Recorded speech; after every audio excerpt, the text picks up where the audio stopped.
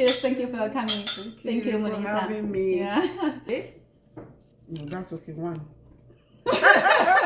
More? No. Awesome. Hello, everyone. My name is Joyce. I have a native name called Bemisola. So I came into Mimi Canada. Sola? Bemisola. Bemi Sola? Absolutely. Okay, I will remember the name. Bemi Sola. Okay, go ahead. Yeah, so I came into Canada 2018, and it's been up and down roller coaster kind of journey. But here we are. Eventually, I got my PR, but it's been a lot of experience. But I'm here and it's going well. Okay, so can you tell us that what motivated you to immigrate to Canada? Okay, there are a lot of motivations that brought me to Canada. We wanted to give our children opportunity to be able to compete globally with their fellow peers and other mates.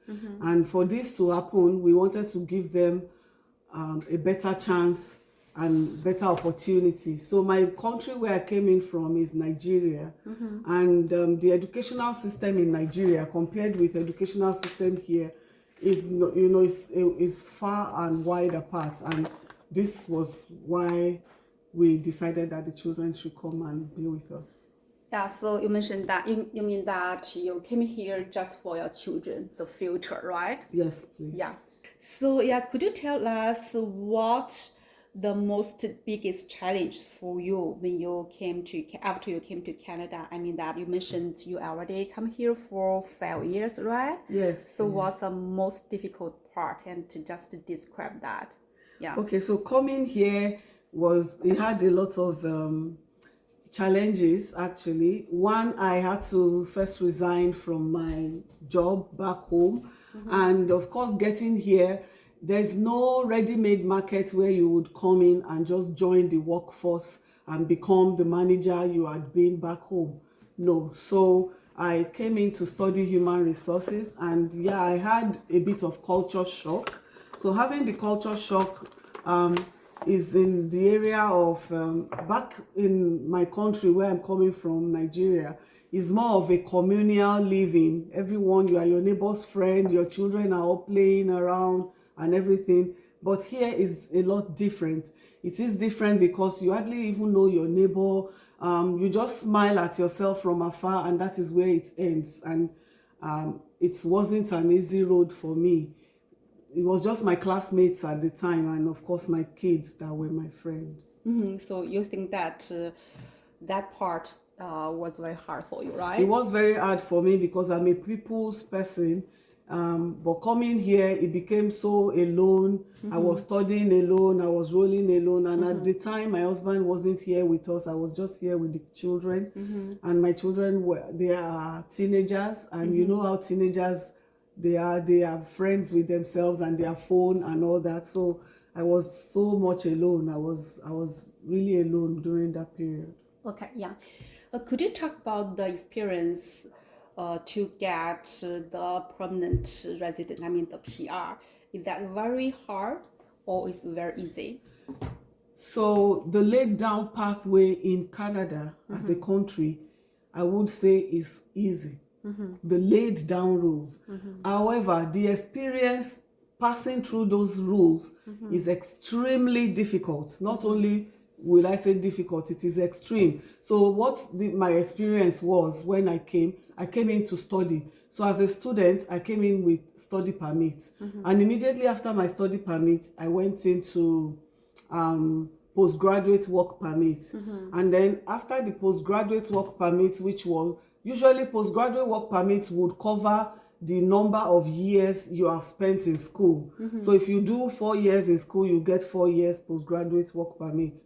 Okay, so I got my postgraduate work permit, and at the expiration of the postgraduate work permit, which you can only get once, and that one is an open postgraduate work permit. I could work for any employer. So I was working, I was doing a lot of jobs that occupied my time. But at the time, after the postgraduate work permit, you will now apply for proper work permit. And at that time, the rule of the government is for them to give you a work permit, a full work permit, it has to be a permanent job offer you have. So at this particular point in time, for my case, I had one permanent job offer and I had one term employment. So for the term, I had my HR employment as term, and then I had some other job where I currently work as permanent. So the government now gave me a closed work permit, and this means for the closed work permit, it would close you to an employer. That means you are not allowed or permitted to work for any other employer. You can only work for the employer which you have been locked, and you have to work there till your PR comes. Okay, so yeah, that part was very difficult for you. The wait was difficult. After the I got my I went through provincial nomination, and this one is when the province of Manitoba and other provinces actually also do some kind of nomination, and this some people opt for if you are not in the age range to go in through federal. So I went through the provincial nomination, and that didn't take a long time at all, like 2-3 months. And thereafter, you will now take the certificate of province nomination to apply for the permanent residence. You put some other packages together, documentations, and you send it by DHL to Nova Scotia. And so that was what happened in my case. We sent it September 2020, and we waited for 30 whole months. With 30 months? 30 months. That's 2 years and 6 months with no reason for delay. We didn't have any outstanding documentation. We didn't have any faulty application documents. They just went quiet. And you are not able to call them. If you call them, nobody picks. They will tell you to go and write through some web form kind of thing. I mean, the wait was just seemingly endless until, I got it in March. When did you get your PR? Okay, so I got my PR March, just this immediate past month, March. Last month. Yes. Correct. So excited about that. Yeah. But the waiting time, the waiting period was very frustrated. It was extremely frustrating. And it was because the employer I was locked with, I kind of had a limited income with my children. And my children that are teenagers now were not allowed to work because they didn't have any work permits. They only were international students, and at that age were not granted work permits. So all the expenses of the home was kind of resting on the only employer I was working with the house bills and everything. And it wasn't easy in any way at all. The wait was frustrating. The cost of waiting was frustrating. Emotionally, mentally, psychologically, everything was frustrating. So in the past 36 months, you mentioned you're waiting, and did you cry? Oh, absolutely. You don't want to see my mouth when I'm crying. It was terrible. And I usually cry in silence. And when my children are coming, I usually would rush and clean my eyes because I'm supposed to be strong for them, right? Yes. And I don't want to be in the house and they would come and see mommy crying. But so many times it was a sad time waiting. I used to cry a lot, almost all through. As a matter of fact, the day I got my PR and when I opened up my email and I saw like your approval, your application to permanent residence has been approved, I just, like it flashed through my brain all I've gone through, and I just was crying like, oh my God, I've gone through a lot. Excited. Yeah, so excited. Yeah, I can understand that. Yeah. So, can you describe that part that after you cry and during your crying and your kids come back and you So anytime I'm crying, my daughter is very sensitive and she usually would notice my eyes. So she'll be like, Mom, are you okay? So I will quickly take my eye drop. I'll be like, oh, I'm fine. I'm just putting this, like I would just do that. And then she'll be like, no, Mom, you're not okay. Then I'll be like, oh, I'm fine. Then I'm just putting eye drop, and then I'll start cleaning the one that is coming off my eyes. I will start cleaning. It's like, I'm just trying to make my eyeball white. Yeah. But I mean, I was doing that every day. So she came, Mom, do you put eye drop on every day? Do you use eye drop? I'm like, okay, when I notice my eyeballs are getting red, I put eye drop. So that was how I was doing every time. It was very difficult. Yeah. So after you It was very difficult. Yeah. What did you do to make yourself comfortable? After application and while waiting, I bet my former classmates would testify to the weight gain. I enjoy to eat. It is good. Yummy. Like I could finish these 3 are just small. A mountain full of food, and I would be at home not going anywhere because my job was overnight. So during the day I would eat. And it's so sweet to eat, and I would finish everything. I would take everything and eat, and then I would sleep. Like it was cycle every day. I would think of what next will I eat tomorrow. While I'm eating, what am I going to eat tomorrow? So it's all about food, and go back and be on the internet. And it was boring. It was sad moments. It was not easy to wait. Yeah. Okay, yeah. Can you tell us that what did you do in your home country? Oh yes, so back in my home country, I had experiences in different. My home country has succeeded in training me in different areas that has been useful even to my work here. So I'd always been in banking industry back in my country. I started there's something we call bulk teller, and bulk tellers are the people that stay at the back to count cash when customers bring in physical and raw cash. However, I went through the different experiences till I became a branch manager. And a branch manager, I had an official car to myself. I had an official driver that drives me around, that takes my kids to school, and back in the office. You know how Africa's setting is. It's not like here. So like back in the office when manager is coming in, good morning, ma. Good morning, ma. Like everyone wants to be your friend. Everybody wants to please you. Everybody wants to even the drivers are like, oh no ma, do you want to go somewhere? They are just at your call. They are just looking for your nice approval, subtle approval or direct approval, so to speak. So I didn't know, having this kind of experience back in Canada now contrasted each other, and that made me very sad. Like from being a branch manager, I came here, I didn't have a car at the time. I would have to look at bus routes. If you miss your bus, sorry, so it is. So it was so much of a contrast, the lifestyle,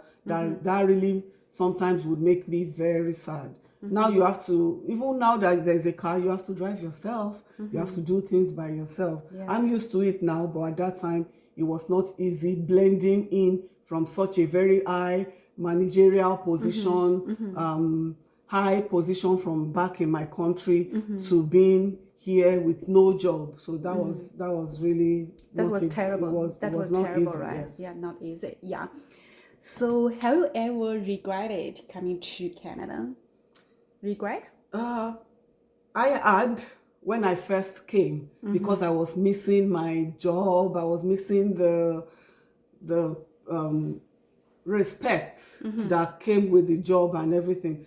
But right now, looking back, I do not think I have any other regrets. Instead, I'm filled with gratitude.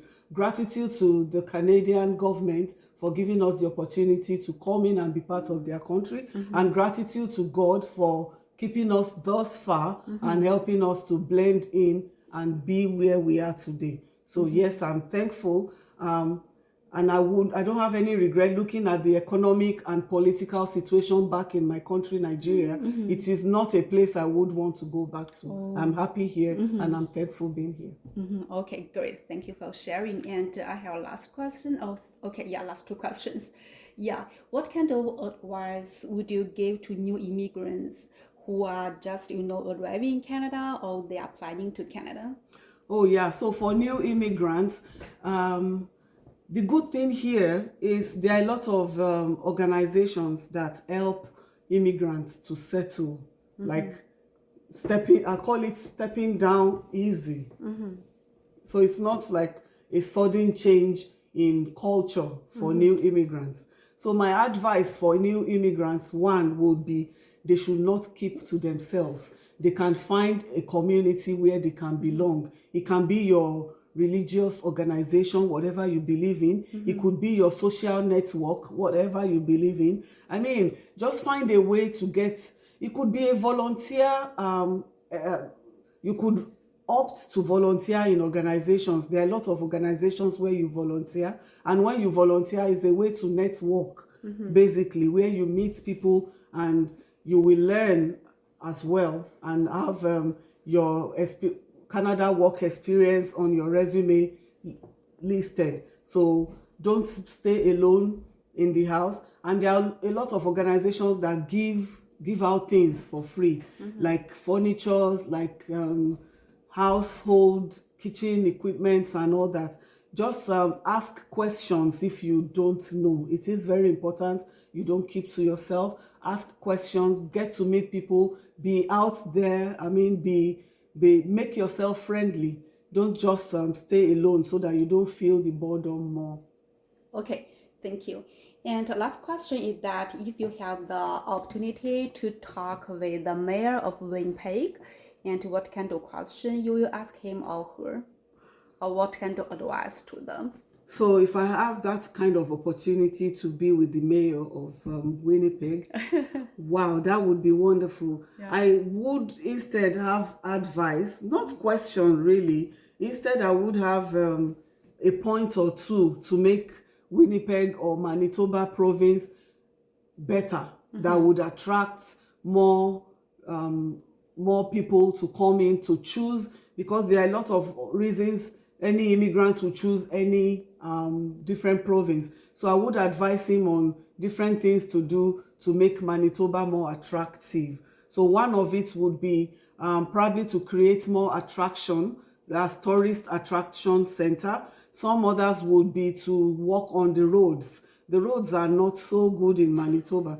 And then if you eventually have a car, you don't want to use the income you are earning to deal with repairing vehicles and all that. So I would tell them to repair the roads. I would tell them to work on tourist attraction center, and I would tell them to kind of create more establishments that would welcome new immigrants as well. Okay, thank you so much. And the last part, and I also want to invite you, and can we just come here together and here, yeah. So yeah, we can just speak. We can just speak together. Canada welcome you and Manitoba welcome you, okay? Yeah. Okay, 1, 2, 3, go.